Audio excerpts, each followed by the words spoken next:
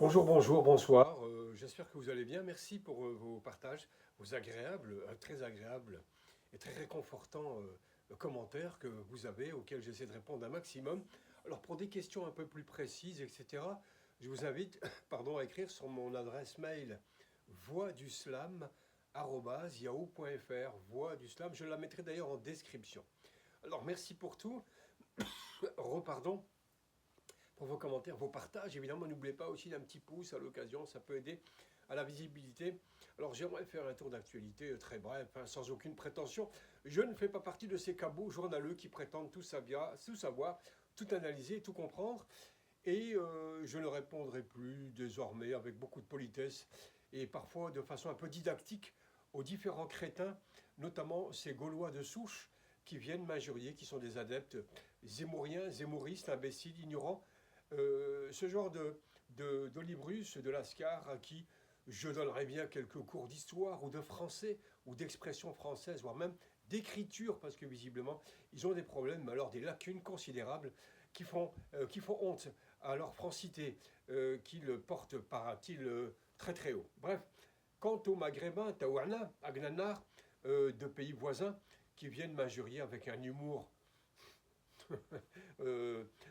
triple A moins plus, est ce que je veux dire, qu'ils aillent quand même se rhabiller et qu'ils aillent faire le ménage chez eux ou aller proférer des injures ailleurs, puisque c'est pas de la maison, c'est pas dans ma culture, l'injure, etc. Alors, de temps en temps, j'aime bien un peu les piquer aussi, et que tout cela, ces aigris de naissance, c'est moins que rien, c'est bon à rien, et c'est mauvais à tout, comme disait d'ailleurs Marcel Pagnol, c'est mauvais à tout, qu'ils aillent s'encuculer. Alors, ça peut vous paraître grossier, ce que je ne suis pas. Non, une cucule, c'est une espèce de capuchon que mettait un ordre religieux à l'époque. Alors, qu'ils aillent se faire mettre un capuchon pour se faire oublier, pour se cacher. Donc, à tous et à tous, ceux qui n'aiment pas et qui sont là pour injurier, je vous dirai en toute amitié et avec sympathie, allez tous vous faire encuculer tranquillement.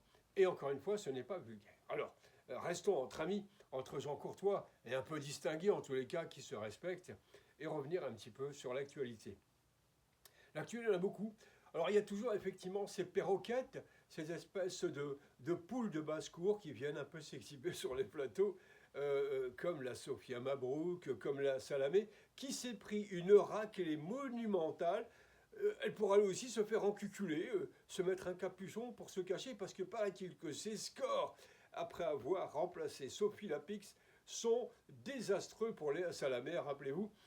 Celle qui disait on échangerait bien 100 salles contre on vous rendrait les 40 têtes crânes d'Algériens volés, donc une espèce de cannibalisme, d'anthropophagie revendiquée par cette gourdasse.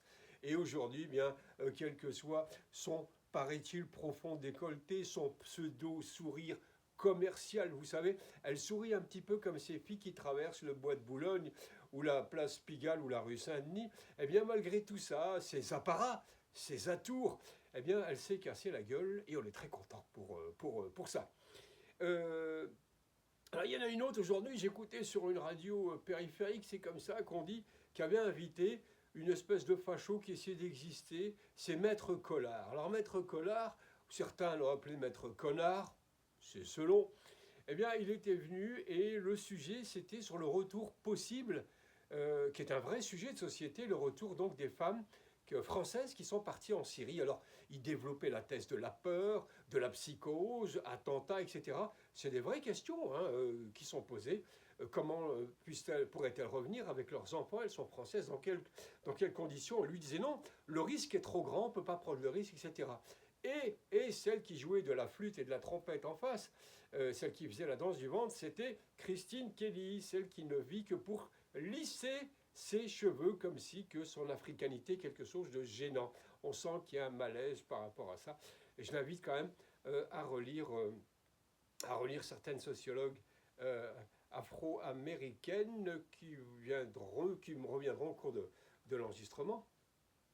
Et la question, donc, c'était celle-ci. Alors, pourquoi pas la question effectivement du retour. Ils ont aussi fait un petit crochet sur l'Algérie, hein, le danger de l'Algérie, toujours la tarte à la crème. Bon, l'opinion adore se prendre des baffes et des tartes comme ça.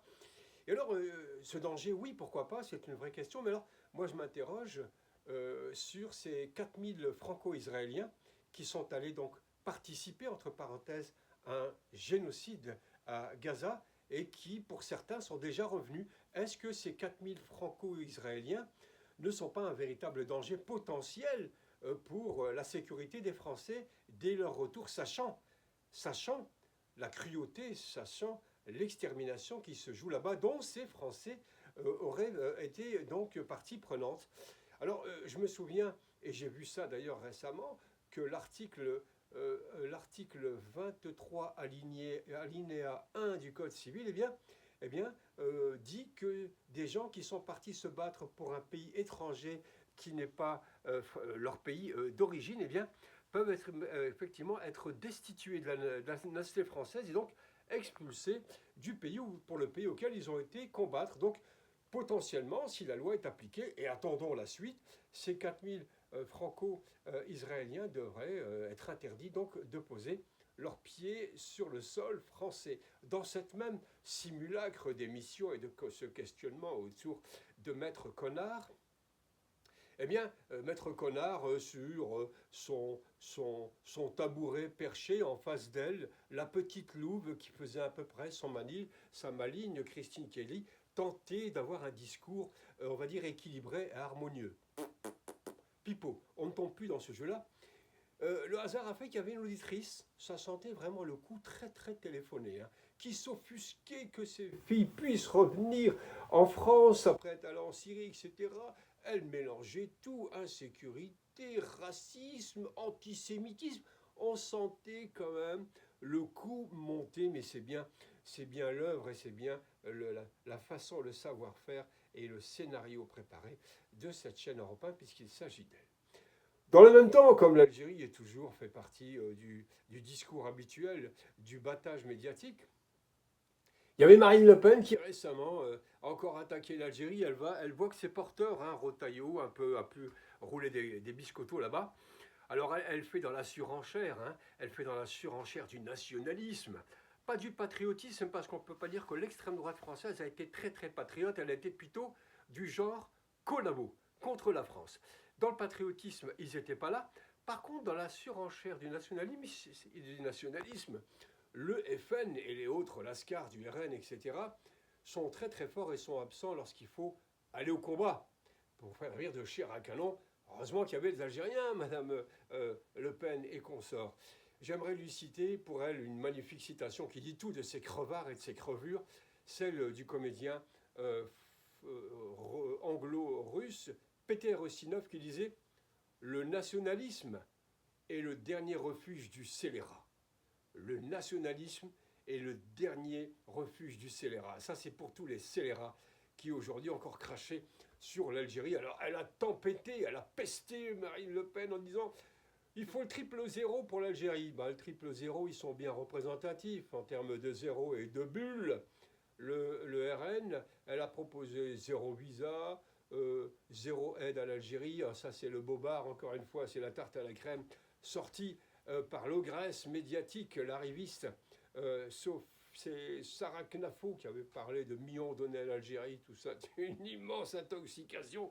Mais quand on a décidé, quand on a décrété que les Français étaient des crétins, qu'on peut leur dire n'importe quoi, les cons et les connes osent tout, elles continuent donc à prétendre qu'il y a de l'argent donné à l'Algérie pour une espèce de collaboration, ce qui est faux. Donc zéro, et aussi ne pas permettre aux Algériens d'envoyer de l'argent en Algérie. Alors c'est quasiment infaisable parce que la finance ne connaît que le son trébuchant de l'argent, donc tout ça n'est pas praticable, n'est pas faisable. Mais bon, dans l'opinion, ça peut porter ses fruits. Tous ces bobards, toutes ces choses déversées dans les médias pour exister. Donc il y a une compétition effectivement de canards boiteux, il y a une compétition de bourricots et de ânesses, mais comme vous savez, on ne fait jamais d'un bourricot un cheval de course, et encore moins d'une ânesse, on va dire ça comme ça. Un cheval de course ou une jument de course, elle ne courra pas au prix d'Amérique. La Marine Le Pen, mais elle tentera de faire oublier qu'elle est corrompue, qu'elle a été pris la main dans la confiture à l'Europe, entre 4 millions d'euros détournés pour des emplois fictifs. Idem pour son double zéro ou son triple zéro Bardella qui essaie de faire illusion. Le mec n'a aucune culture, je pense qu'il n'a même pas, je pense qu'il a juste le bac. Encore un bac aujourd'hui, vous savez, pour ne pas l'avoir, faut être très fort. Faut être très fort. Faut avoir un quotient intellectuel hors du commun pour ne pas avoir un bac aujourd'hui. Lui-même, effectivement, a été pris la main dans le sac parce qu'il ne va jamais, non seulement il ne va jamais à l'Europe se présenter là-bas, lui aussi apparemment aurait touché de l'argent sans être allé sur les bancs, européens, comme il a rarement mis les bancs, sont derrière sur les bancs de l'université. Voilà tout ça, toutes ces tractations qui sont ça et là, chers amis. Et puis je reviendrai sur d'autres choses plus pertinentes. J'ai voulu juste faire un petit saut avec vous, un petit tour dans l'actualité. Chers amis, je vous remercie infiniment de de l'intérêt que vous portez aux petites vidéos que je vous envoie assez régulièrement. À très bientôt. Puis alors commentez. Et je vous salue et vous dis à très bientôt. Merci infiniment.